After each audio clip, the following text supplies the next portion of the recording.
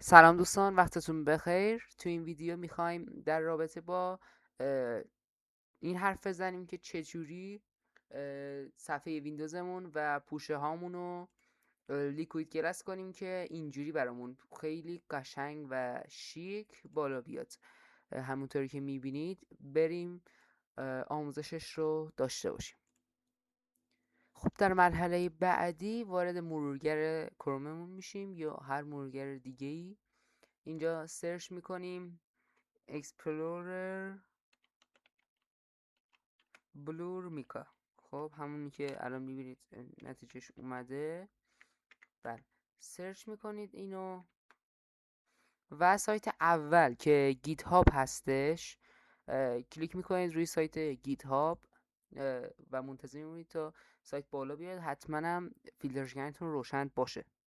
خب بعد اینکه سایت بالا اومد میایم پایینتر، اینجا نوشته ریلیزز. خب میزنید روی آخرین نسخه که جلوش نوشته لیتست، روش میزنید 201 که الان آخرین نسخه از این برنامه.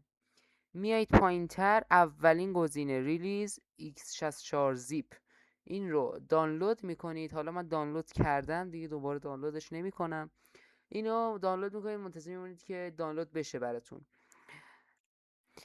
بعدش وارد دیس پی سی تون میشین یا مای پی سی، حالا هرچی که برای شما نوشته، مای کامپیوتر. بخش دانلودا میاین و اون فایل رو پیدا میکنین. بله اینه فایل زیپ ما، ریلیز x64، روش یه دونه کلیک راست میکنید.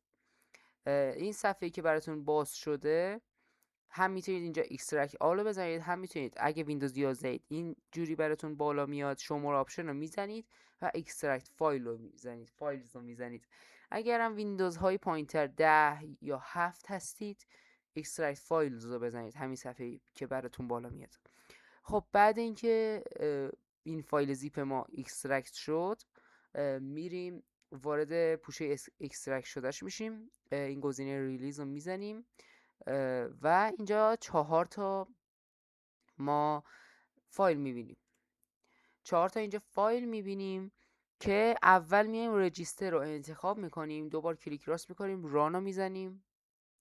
حتما هم فیلترشکنتون غیر فعال باشه. اینجا می نویسه که دیلر رجیستر سرور این میگه با موفقیت انجام شد و به صورت بلوری در میاد. خب حالا یه بار سیستم ریست میشه، تسک بار اینا کلا ریست میشن.